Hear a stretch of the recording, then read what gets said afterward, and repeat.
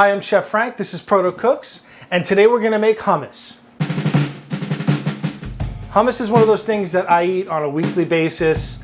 It's not super fancy, it's not complicated, it's a fairly easy dish and only takes a few minutes to make. So let's look at the ingredients. So here's what I use for my hummus. Fresh lemon juice. I squeeze it, I take the pits out, I have a little strainer, and I have about the juice of 2 lemons here. But it might be more or less. It all depends on flavor. This is pretty much guided by how it tastes. So these ingredients might go up or down. I'll give you a basic recipe in the description. Fresh lemon juice. Roasted garlic. I have a video on how to make roasted garlic. It'll be linked in the description, and maybe there'll be a little pop-up on the screen. Extra virgin olive oil. Extra virgin is best for this. It gives a great flavor. Canned chickpeas. Canned chickpeas. Yes, I said it. I'm using canned chickpeas. I use canned chickpeas. I dump out half of the liquid. I use the other half to help make it smooth. Some ground cumin. Some tahini, which is just a sesame seed paste. If you have a sesame allergy, you could probably use almond butter or sun butter. It tastes a little different, but this is really nice. I have a clove of just fresh garlic. So I like having the roast garlic kind of for the background flavor, and then the fresh garlic for a little punch, and then kosher salt and some fresh cracked black pepper. These are the things that I like to put in my hummus. Let's make this hummus. I have a specialty piece of equipment here to my right. It's a Cuisinart or a food processor. If you don't have this, you can just mash it up. It's a different texture, but that's fine. Hummus comes in like thousands of different textures and flavors. Different countries do it a different way. Mine is just kind of a general recipe that I use all the time. My family really likes it. So I have a Cuisinart. If you don't, you can still make this. Use a potato masher, use a potato ricer. Just break those chickpeas up, okay? I always have a rubber spatula as well. So whenever I use a Cuisinart or a blender, I always have a rubber spatula or a silicone spatula. Probably one of the most important pieces of equipment you can have in your kitchen. I always have one of those. So this is how you do it. It's pretty simple. It's dump and go. I have my can of chickpeas with half of the water, okay? I have about, 2, 4, 6, 7 cloves of roasted garlic in its oil. That's probably about a tablespoon of oil. 1 clove of fresh garlic, and I just give this a quick peel. I like the fresh garlic in there. It gives a little kick.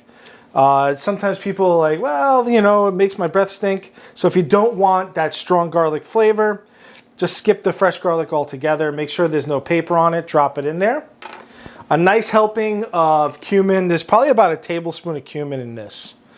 This probably makes enough for 4 or 5 people, but I'm using a fair amount of cumin. I like my cumin in my hummus. And then tahini, which is my sesame paste.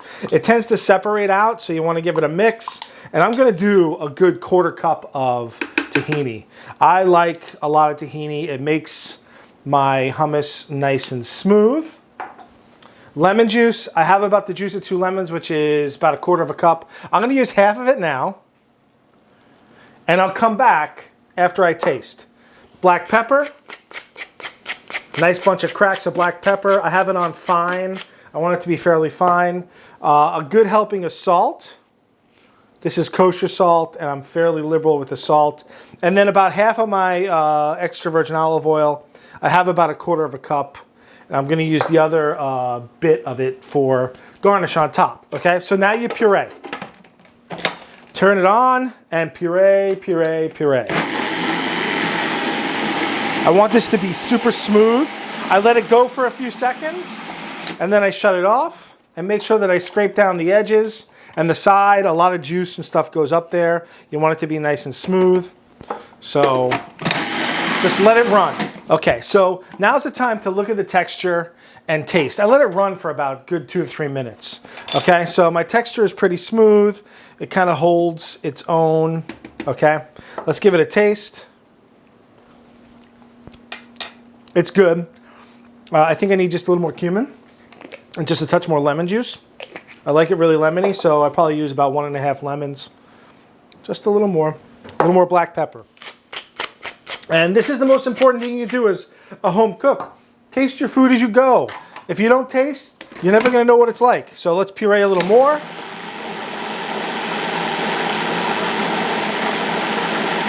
You want this to be super smooth, okay? I have the same spoon, but I'm just gonna take a little off of the spatula so I don't cross-contaminate. And that's good. Nice and lemony, sharp, a little garlicky, okay? I have a bowl here that I'm gonna garnish with, or I'm gonna serve it in my serving bowl. Make sure you get most of it out. That's why this rubber spatula is such a great tool. Now, you could say to me, Chef Frank, how do you eat this? You could eat it by the spoonful if you want, but for the most part, you're gonna eat it with pita bread or some sort of bread. I like toasted bread. I like pita bread the most. A nice pocketless pita that's been put over the grill and warmed up. Love that. If you don't want to eat the bread and have the carbs, you can definitely use some carrot sticks, some celery sticks, and vegetables. My other half of the extra virgin olive oil goes over the top. And that's how I make my hummus. Fairly simple, only takes a few minutes, and this recipe will probably serve 4 to 6 people.